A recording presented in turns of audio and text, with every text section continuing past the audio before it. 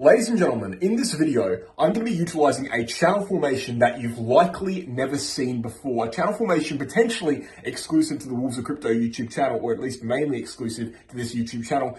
A channel formation stemming back a year and a half. And based on this formation, right, we're going to be making some pretty bold predictions about Bitcoin. I do not believe that Bitcoin will go below 28.6k for the rest of this cycle, and hence, I believe if it does do that, we should be getting the hell out of Bitcoin. How did I come to that conclusion? Okay, let's look into it in the video.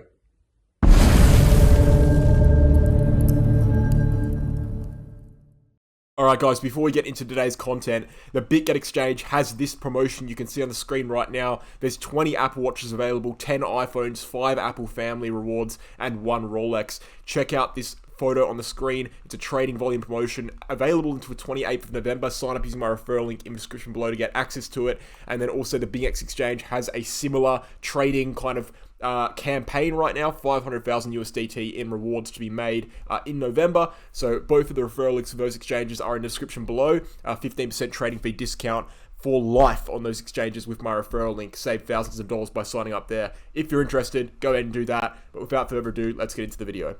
Alright guys, I've got some big claims to make in this video, and it's going to be centered around the weekly chart almost exclusively. It's a long-term analysis, and I'm showing you a structure that I don't think many people are seeing right now, and based on that structure, I'm going to be able to extrapolate and form some pretty concrete opinions about Bitcoin. Now, I've previously said in videos over the last couple of weeks that I do not believe that Bitcoin will go below 30k for the rest of the cycle. I'm retracting that claim to a certain extent.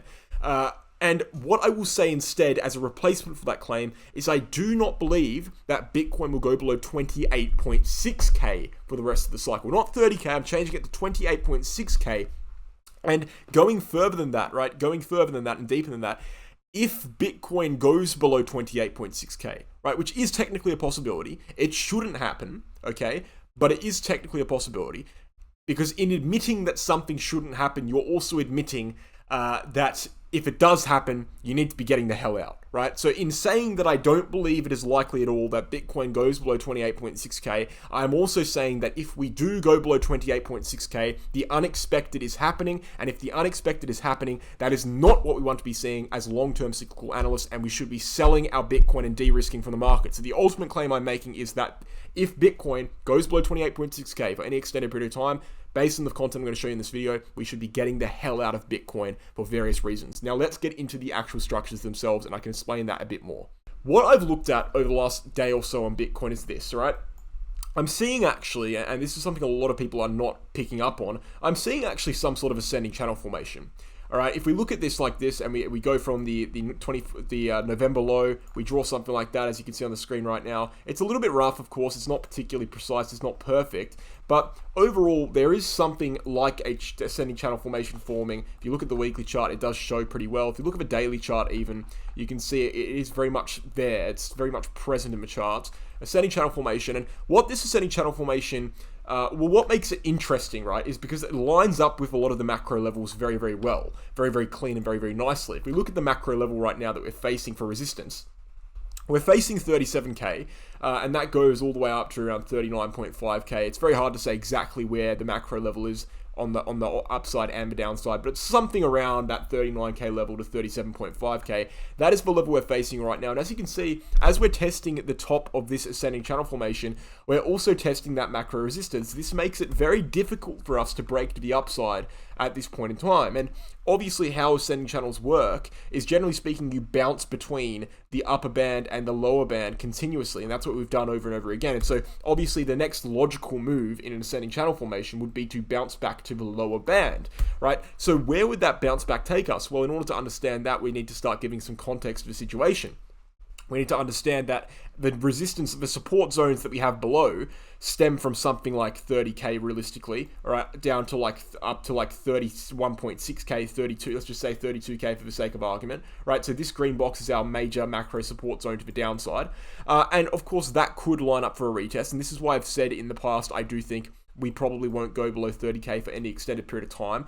But as you can see, we could actually go below 30k if we do it fast enough, and we could go lower to something like 29k or 28k. And so this brings us to this brings us in a situation where we need to identify the major macro support below 30k, and that macro support would be something like 28.6k. All right. So let's go ahead and draw that in now. That's the pink line I put on the screen. I'll make it green. All right. So that could be our actual lowest level we go to, 28.6k, because that would make a lot more sense. If we were to retrace down from this channel, we could actually go a bit lower to something like 28.6, and we'd have to get there by January 1st, which is within the realm of possibility realistically, considering we've moved upwards 53% in a matter of 2 months. We can very well move downwards. How much would the drop be? We can very well move downwards 22% in a matter of 1.5 months. It's very much within the realm of possibility for it to occur. So as I said in the start of the video, I've previously made the claim that I think Bitcoin will not go below 30k for the rest of the cycle. I am kind of changing that to 28.6k. I don't believe Bitcoin will go below 28.6k for the rest of the cycle. All right, I do believe that. And I do believe that if Bitcoin does go below to something like 28.6k, we should start to be very bearish on Bitcoin.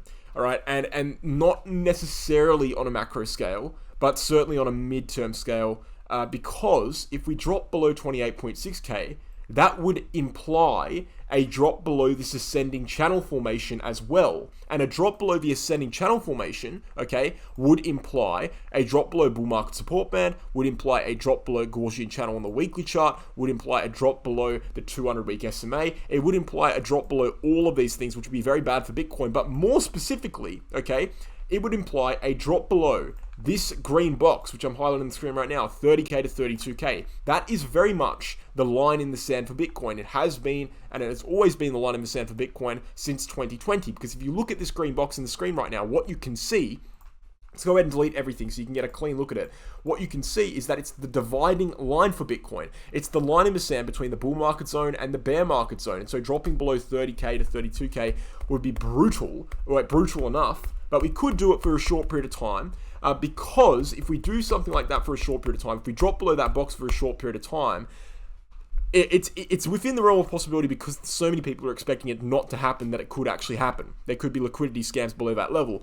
But it's when you drop below the support box that's under that major support level, you start to understand that that drop is more real than just a fake out. That drop is more real than just a scam. That drop is actually now broken 2 levels. Okay, let me explain it this way, right?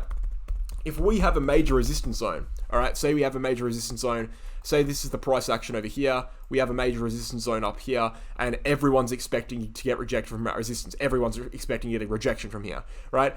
If the price goes above it for a brief period of time, okay, that's not necessarily implying that we won't reject from it eventually. It could just be a scam. But if the price breaks below the resistance zone above that resistance zone, then it's actually indicating that move is legitimate, and it's actually a trend continuation to the upside. So in the same kind of way, if we drop below 30k for a brief period of time, all right, and this is why I'm kind of retracing my claim a little bit, retracting my claim from last week. If we drop below 30k for a brief period of time, it's not the end of the world, because it could just be something, some sort of manipulation. It could just be what everyone least expects, therefore it's max pain, right?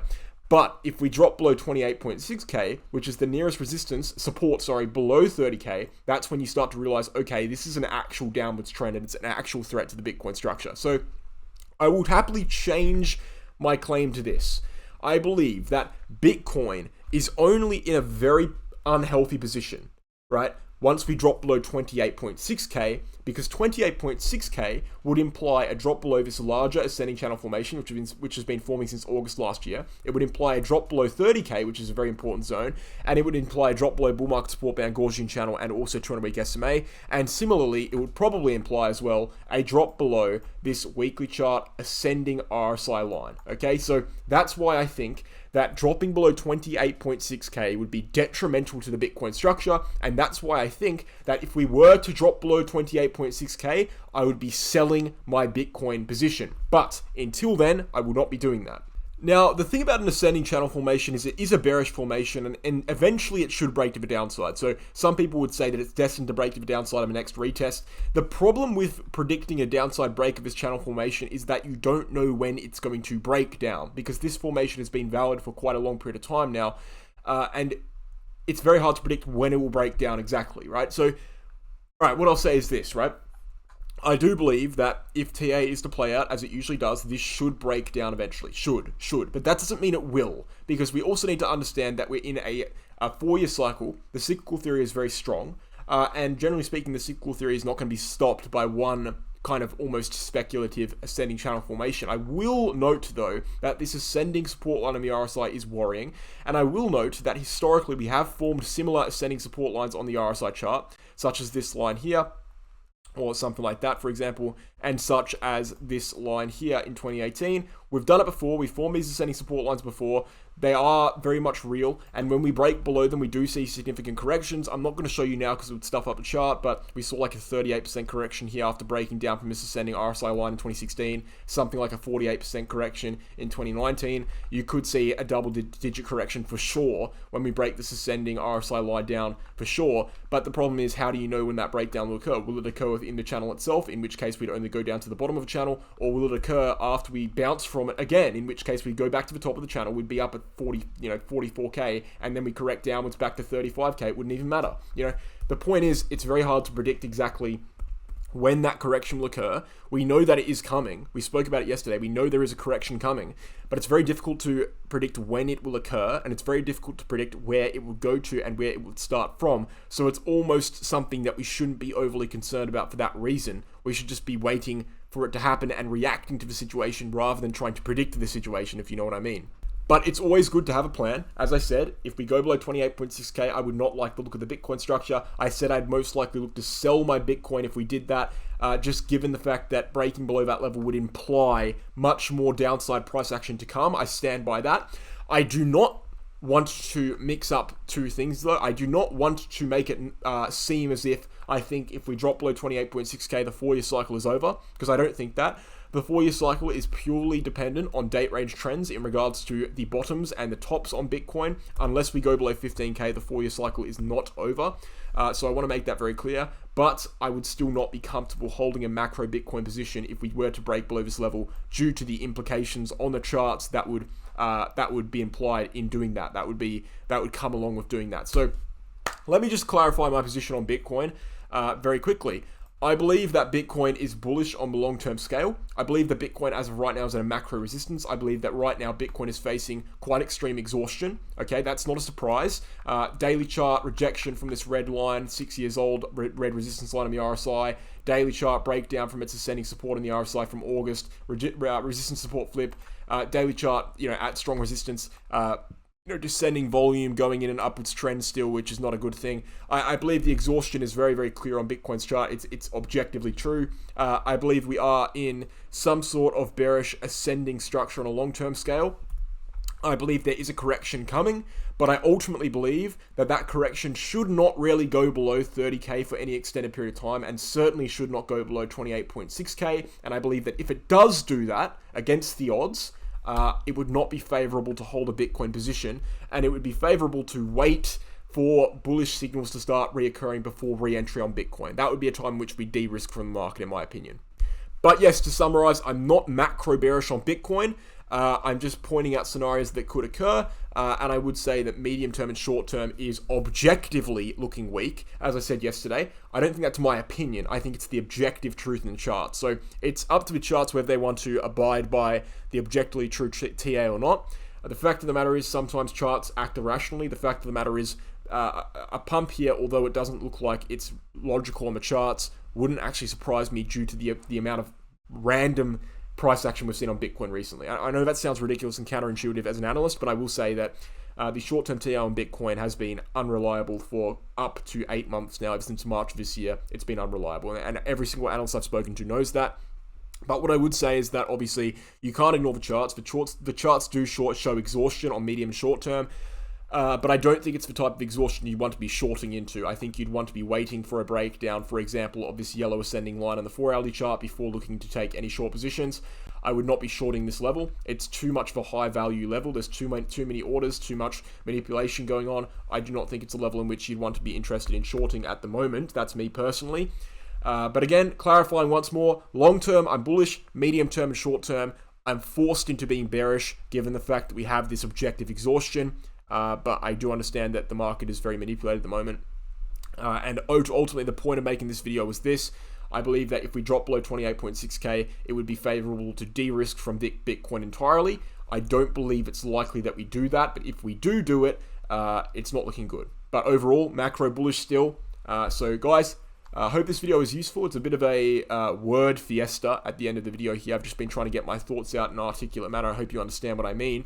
Thank you for watching. Hope you enjoyed. Before we end the video, I'm going to check out the Telegram group on the VIP group on Telegram. This is the information and results group you see on the screen right now. It's a group you can join before joining the actual VIP group itself. That shows you the information, the payment information, the pricing, etc., the access to 14-day free trial if you're interested in that, and then also the trading results in a PDF document for the VIP group. We've got an 80.5% win rate there. We've been doing very, very well over the past year and a bit. We started it in October last year, and ever since then it's been doing excellent. Over 140 trades, I believe, at this point with an 80% win rate. You're not going to get much better than that. Join the VIP group if you're interested. And then also check out the Crypto Academy Become a Trader 10-unit course. If you're interested in becoming a trader, if you're interested in learning how to trade, learning how to chart, learning how to use indicators, market patterns, candlestick formations, market psychology, how to find trades, how to assess risk in a trade, all of these strategies that are going to make you a potentially a career trader, or at least a hobby trader, right? All these strategies are found in the course in a university-style format, videos, slideshows, worksheets, etc. You can find the information for the course on the website, including our email address for contact details and payment information. Guys, thank you for watching the video. I hope you enjoyed, and I'll catch you in the next one. Cheers.